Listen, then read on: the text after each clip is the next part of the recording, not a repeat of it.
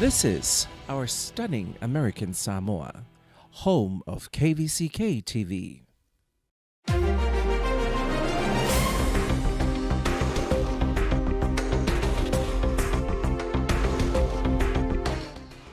Whaalia finangalo suia mo te mawalunga i le mata upui whanua.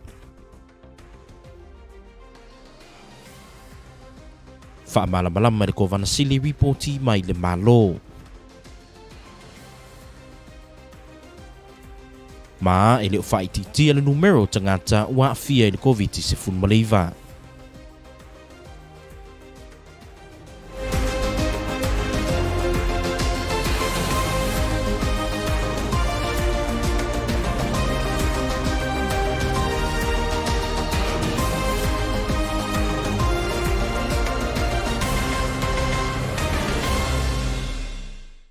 O te whaatalo whātu se whaupoponga o tala mai lau KVCK. E mua muantu o le mata upui whanua i se vaengo pango, whangasāmla imi maasu. E pei ona tūla i mai ailingu ngulu i le teimi nei. O vaenga ia na mafuli ai fina ngalo sui mamalu le mo te mawalunga i ana tawalumanga masani le tai au nei. O le tōtelo sui mamalu na tasi o lātou fina ngalo, ina ia sue atini le nei mta upu. Ma whaatunuina i le komiti sue le senate ina ia whaatinoina fuafuanga te tau. Mo le talanoina o le nei mta upu i se teimi vave. O se au terenga le nei o le reporti. O le mata upu e pei ona tūla i mai nei tu ua inga e whaasanga i nisi tau waloa. O le malo manisi e iai pisi nisi o le atunuu. E whaatatau tonu i se vaenga o ele. E pea ma le lua se lau eka i se vaenga o pango, whangasā, mala e imi maasu. Lea e whaapea wa maea o na restara i lalo o suafa o nisi o tau waloa le malo. Mani whai pisi nisi. Ai o nei ele e peo na tā ua e nisi o a fionga. O ele nei o ele patino tonu i a fioanga e peo na tā ua. Whaata ita inga o whangasā. I le tūrai mai ai o le nei mata upu, ma le tele o tūua inga e whaasanga tonu le nei mata upu i lunga upenga ta whailangi.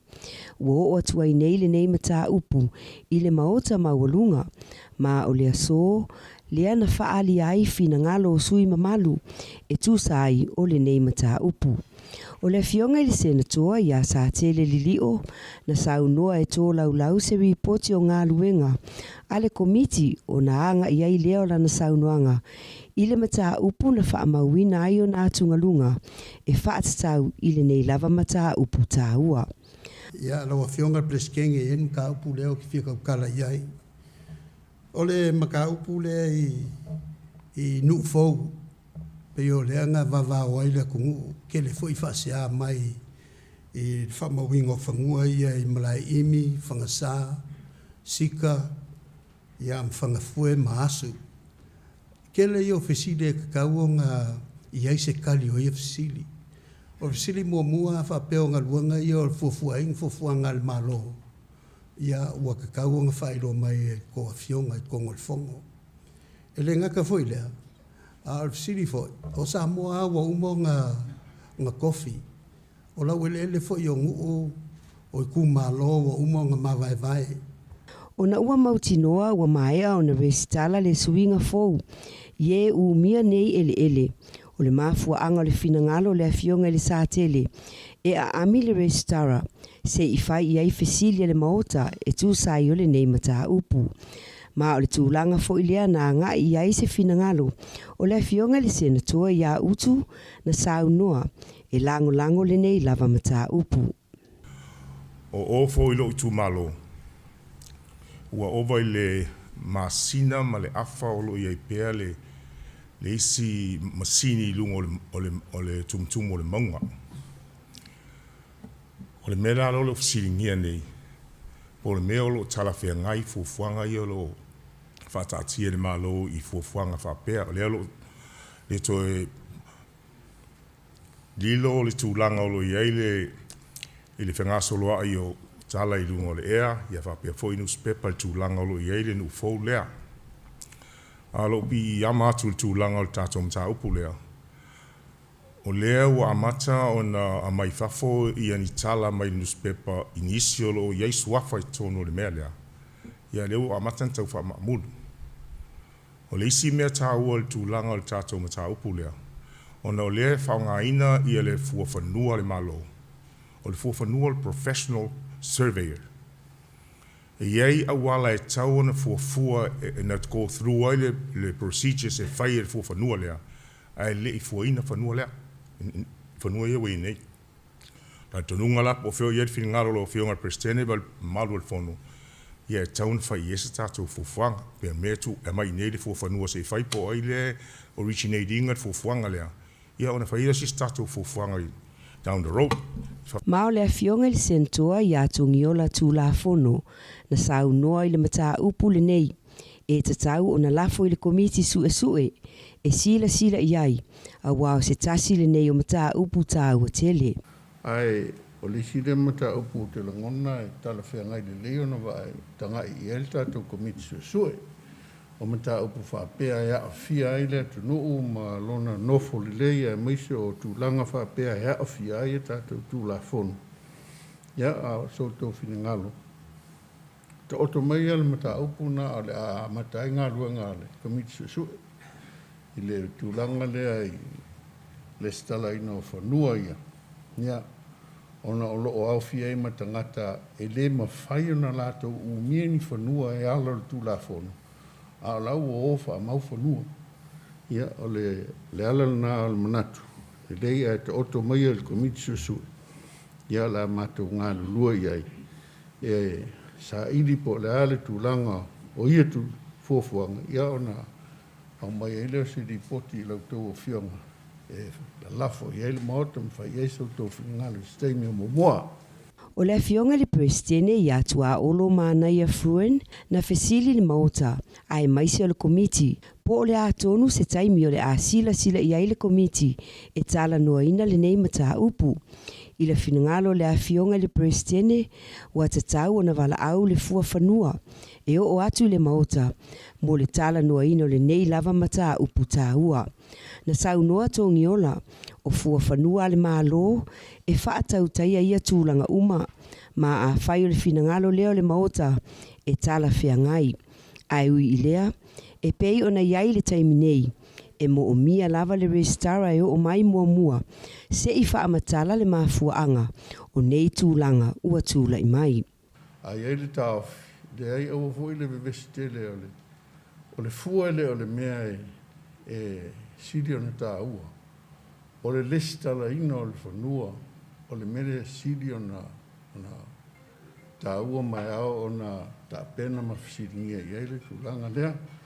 O le ngā ruanga i alfu whanua e na ana whaata oto na whai lea e moni i le vaai pepa ia e ua umana whaaruina. E le i whaia ngā i oinga pe o le mea whaile o le whaasala lauina o whanotanga anu. E longo i aia le whainga o fua. Ia o te langona e le toi tau whasiringia na mta upu e walae manino i le tūla whono ma pepa ia ua whaauru i le lestala. E le i whaia tūlanga nā.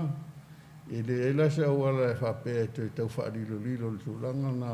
O lai soli le tūla whono e manino. Ai o le awala na whauru ai ma whaia ia tūlanga ia.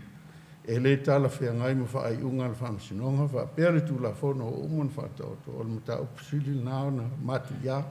O le finangalo le prestene i atua olo e te taulava ona au mai le fua whanua e whesilingia i le nei mata upu. O le fionga le senatua i a whaivae i uli Cardinate na talo sanga i se awa noa o le fua whanua ma le PNRS whesilingia i le nei mata upu. O te patu e lururo ua o tu te leo. I se amano e mai perfu whanua se i tatu si sawa e. Sa tele, o no lau fionga lo i edwa engane al public works, e whaina amir fu whanua e mai se si sawa e. Pe isa na marosi o e whainfa i ngā luenga tua, aere o ngā luenga al malo. Patulanga se eva yaso pea. Koe kula yaku, ia o la whapeo fingalo leo le fionga peske malfongo. Ia o la kapenga le resolution e mai ai le kako fofongua. Le kau face resolution me finga le maukal menga la fai. O kile manga ai me fuenga nga faari mai ruma e lese action ka koe faia. A mai roa a maka nga move langa ua. Kile mei wari ali mai malo fa mal mori. Ai peitai o le finangalo le presidente e ave pea le whaamua le fua whanua. Ma o le asungafua le vai aso fou i le itu la e valu le tai au. Lea ua fua e fesilingi ai le fua whanua i le nei lava mata upu. I le saunoanga le kovana sili i le tatalaina alo i o tau au fianga o le fono fai tula fono le vai aso nei. Na ia tau ai le tūlanga le lei o le tamau ai ngole atunu. E ala i ana tupe maua, e maisi o fuafuanga mati na e mo le manui o le atunu ulau tele. O se au terenga le nei o le reporti. I le taimi le saunoanga le afionga le kovana sili i le tatala alua i o le fono tanga le fono fai tula fono le vai aso nei.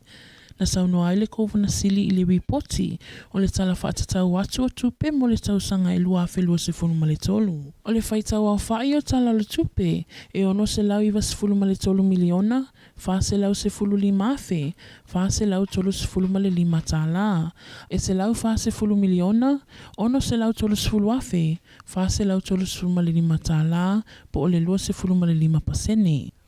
O le siitanga o tupe tului o le tamau ainga e mafua mai i fesoswani na maua mai li Kvzktv na saunoa le kovana sili o le matawhaioi o le whainga malo o le whaasoasoa ina tatau lea o le pea ma le whase fulu ma le iwa pasene o ana tupe whaalu e mafua mai i tupe maua i le loto i fale, local funds, ai o tupe whaanganga mai lalo le fesoswani o le federali e tusa ma le lima sifulu ma le tasi tesi ma le tasi pasene o le paketi. O nei tupe whaasoasoa mo le tausanga e lua afe lua se funu ma le tolu o le afe sosoani i tu ia o aonga o le atina e o tamau ainga o ngā luenga tatele o le itu o whemalanga inga ma isi atina e peo na manino mai i la lor fuafuanga le malo.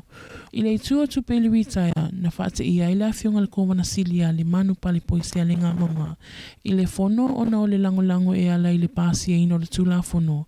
I ne ima whai ai o na tului sau whanga mai le malo whaapea matangata lau tele.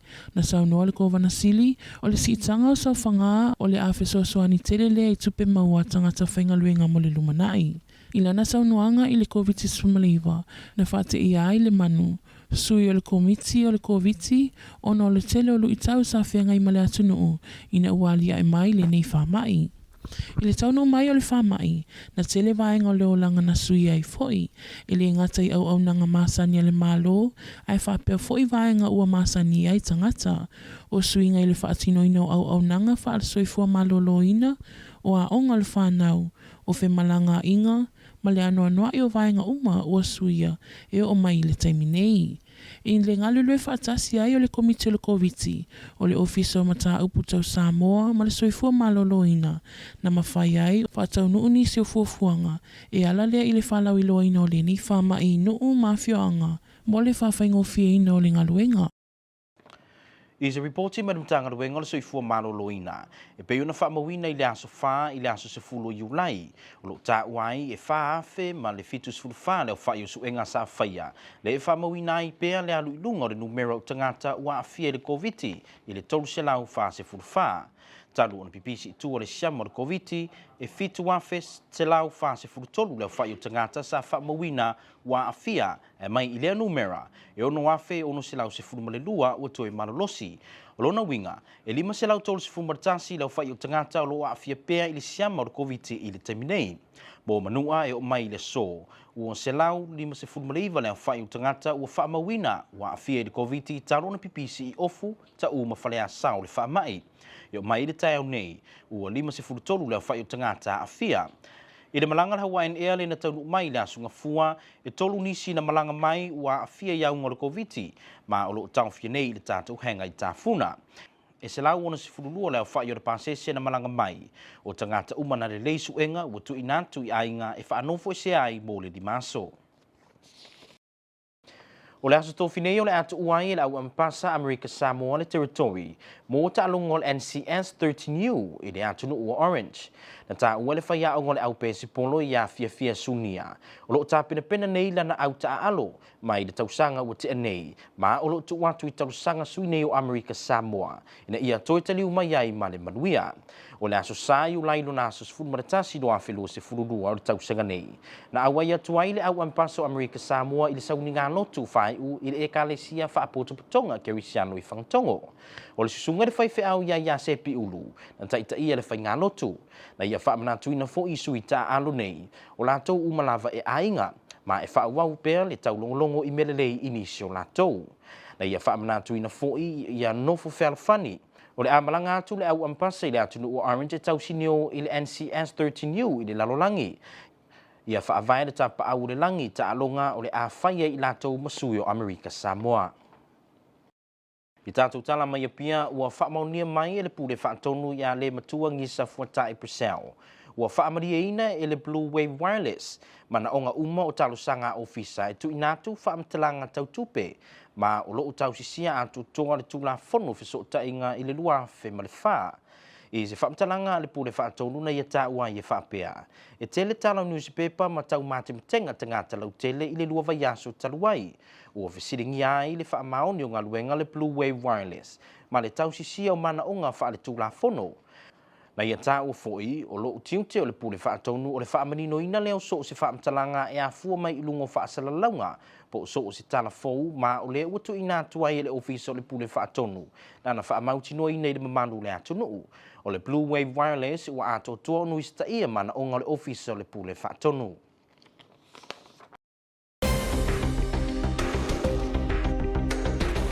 Usi mai loa lau mai moa se whainga le tau mo Amerika Samoa. O se whainga i le poana nei o i le aso wharai e sa vilivili e matilina au waoa e to'ulu timbunga ma lua le ea fitus fulfitu vevelo le ea valu se fululima sa vili mai sasae lua se fululima i le tolu se fululima mai la le tula ma e angi whatau tau inisio taimi. O se whainga i le aso wharai leo i le aso lua e matilina au waoa e to'ulu timbunga ma lua le ea fitus fulfitu vevelo e valu se fuluono sa vili mai sasae lua se fululima mai la le tula ma e angi whatau tau. Ma o se whainga na tau mo Amerika Samoa. O le whai ungana nao tala mai lau KVCK, manu ia tele au whasausaunga le nei vai ngole a fiafi, tau whasaifua.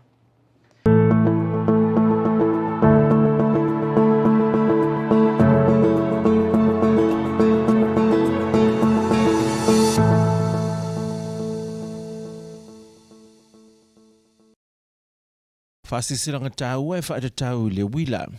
O le whaasisiranga tāua le nei ma le pūlenga o le letise ma le soai vai tau mawha. E whaasisira atu le avatele ma le whaaloalo e te tauai le mamaru lau telo le atuna o. O le amotu sia le letise ma le sefuru tasi i le tae ao sa i o atu le lua le auli. O le asonga fua a se sefuru valo iulai lua a whelua sefuru malua. O le awhia ai na o se vaenga o Tafuna Oroville e a matai tuna no whanga o lo iei pango fie se i o atu se vaenga lo iei le malu o le Sistak o le asofitu tuto tasi Oroville.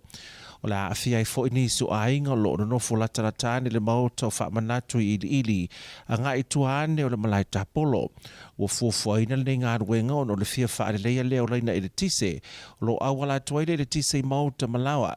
Whaamole ala atatu ngā rue whaatasi. Ina ia whaatano uina le nei whaamole. Whaamole whaautangia mai le nei whaaringa taua mō le saonga le mua le atunu o. Ma le whaano lava te tauai o le purenga o le tise ma le suavai tau mawha. Power shutdown notice for Monday, July 18th, 2022. The public is hereby advised that a power shutdown is scheduled for Monday, July 18th, 2022, from 11 a.m. to 2 p.m. for partial area at Tafuna Oroville, beginning at Pangofia's land, going all the way to the Sistak Church. This affected area will also consist of several customers near Whamanatu's land just behind the golf course area. The power shutdown will enable ASPA, T&D crews to perform necessary repairs and preventative maintenance work on existing power lines and poles that serve this area.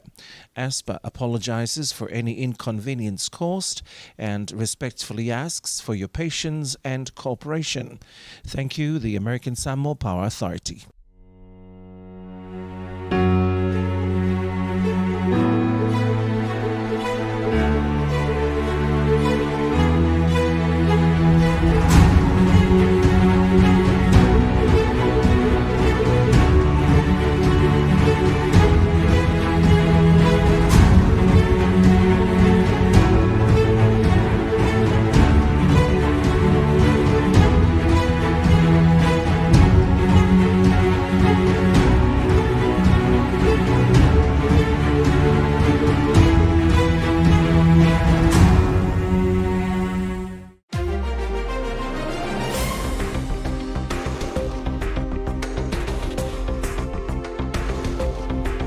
Senate members demand answers about the 200 acres of virgin bush in the hills of Pangopango and Fangsa, Malaimi and Asu. Governor Lemanu provides financial update.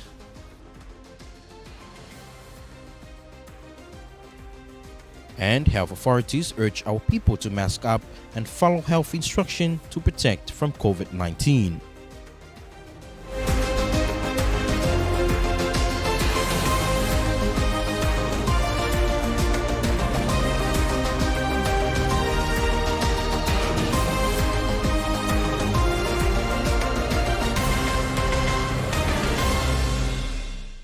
Talo for you watching the news from Kvzktv. Thanks for joining us. Senate members have agreed to subpoena the surveyor who surveyed the 200 acres of virgin bush in the hills of Pangopango and Fangsa, Malaimi and Asu. Since reports about the land grab first surfaced on social media, families who are connected to these acres of land have come out on social media to condemn the actions of individuals involved. Here is more. One of the issues discussed in the Senate is the issue regarding a large acreage of land regarded as virgin bush in the hills of Fangasa and Pangopango to Malaimi and Aluau and Asu.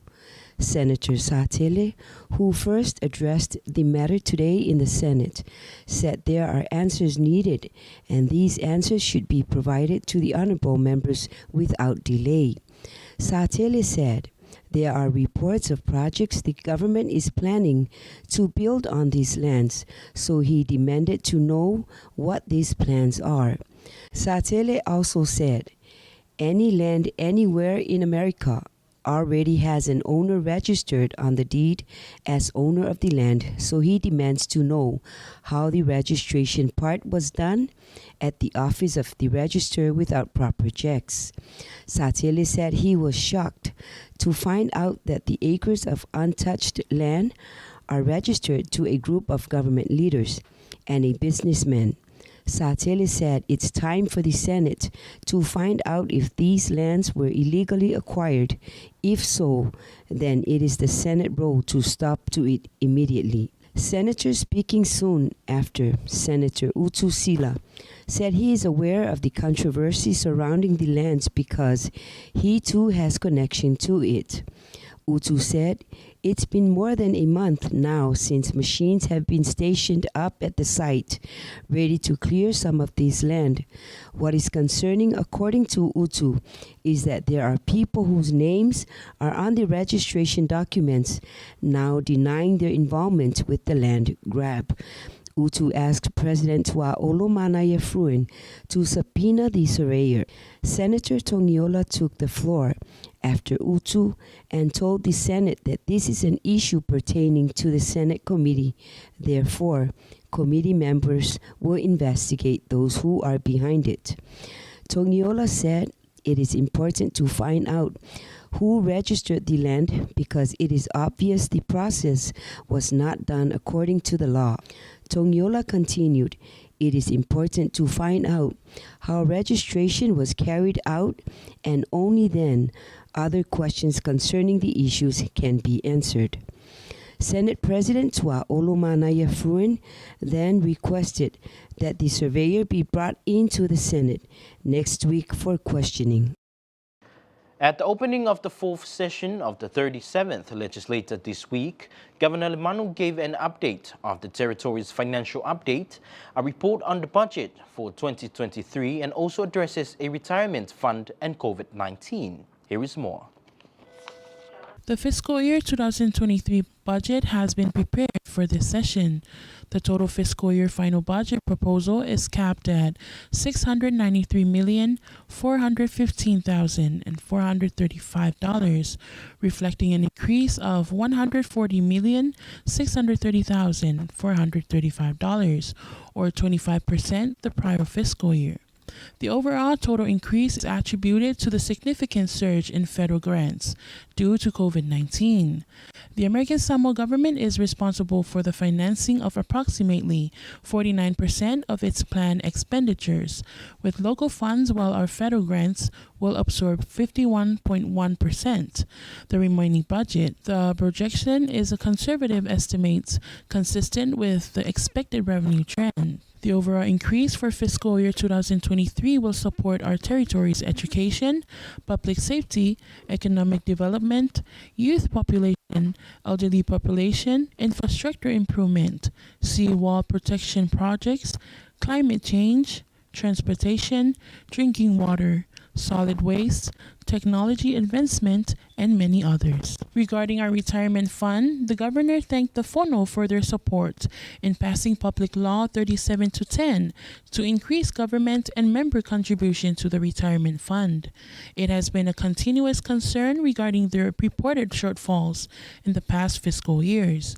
An increase to the contribution will help secure compensation for the future of the employees of American Samoa, said Lemanu. Governor Lemanu also praised the work by our first responders and everyone who took and is continuing to do everything to protect American Samoa. He said there have been many changes since the arrival of COVID-19 disease in American Samoa. Changes to our daily activities, family and social gatherings, church activities, traveling abroad, hospital visits, school, businesses and services, and our whole way of life has been uprooted. Lemanu said, "We grieve the loss of over 32 family members in our community due to COVID-19. In the near future, I wish to dedicate a day of commemoration for their lives." The arrival of our federal partners, under the direction of Lieutenant Governor, as the GAR and the COVID-19 Task Force, supply much-needed manpower and technical assistance at the LPG hospital. In the coordination with Department of Health in partnership with the Office of Samoan Affairs, the response efforts reach out to the villages efficiently. This included care package deliveries, vouchers for food, ramping up vaccination efforts, test-to-treat sites, drive-thrus, and pop-up sites. The overall goal was to support, monitor, and treat infected residents effectively. I thank our people for the support toward the restriction during the surge. Although we have relaxed many of our restrictions, we must continue to protect ourselves from the COVID-19 virus by continuing to enforce the mitigation measures of social distancing and masking up. In our latest report from the Department of Health, as of this morning, a total of recorded cases of COVID-19 in the territory since the outbreak stands at 7,143. From that number, a total of 6,612 have recovered, bringing our total number of active cases between the week of 4 to the 10th of July to 531. From 4,074 tests conducted in the past 7 days, 344 tested positive, an increase in the number of cases, and people are encouraged to wear masks and practice social distancing. Our active case count is 531. In Manua, 159 tests were conducted in the 7 days later, and from that number, 53 tested positive. The cumulative case count in Manua stands at 159. 3 travelers from the last Monday's flight tested positive of COVID-19 and are now in isolation at the airport hangar. The American Samoa Ambassador team will be departing the territory this Thursday to play in the NCS 13U World Series event in Orange County. The baseball team assistant coach Fifia Sunia has said the team has been preparing themselves physically for the last year or so, but the whole territory will be praying for their return. On Sunday, July 11, 2022, the American Samoa Ambassadors team attended a final prayer service at the Whangatongo Congregational Christian Church of American Samoa in Whangatongo. The service was led by Reverend Yasepi Ulu. He reminded members of the team that they are a family and they will continue to encourage one another, especially when someone is having an off day. You are your sister's keeper, you are your brother's keeper. Ya otoma wale fel funny. Honor Jesus and give him the praise that you get to represent our island, your villages, and your families in this major tournament. The American Samoa Ambassador team will travel to Orange County to play in the NCS 13U World Series event. To appear now, the regulator Lematua Ngisa Fuatai Persao has confirmed that Blue Wave Wireless has satisfied all the requirements of the office's request to produce financial statements and is in full compliance with the Telecommunication Act 2004. There have been a number of newspaper articles and public speculations in the last 2 weeks that have called into question the integrity of Blue Wave Wireless operations and adherence to the legal requirements, said Fuatai Persao. It is my duty as the regulator to clarify any information that stems from the media or any news outlets, and thereby the Office of the Regulator gives its full assurance to the people of Samoa that Blue Wave Wireless has full complied with the Office of Regulator's requirements.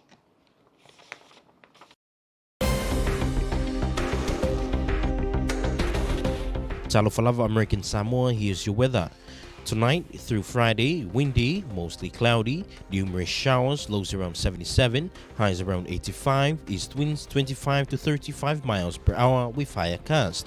Looking at Friday night through Tuesday, it's mostly cloudy, numerous showers, lows in the upper 70s, highs in the mid-80s, east winds 20 to 25 miles. And that concludes your local and Pacific news from KVCK. Have a pleasant evening. Soy Fuaya.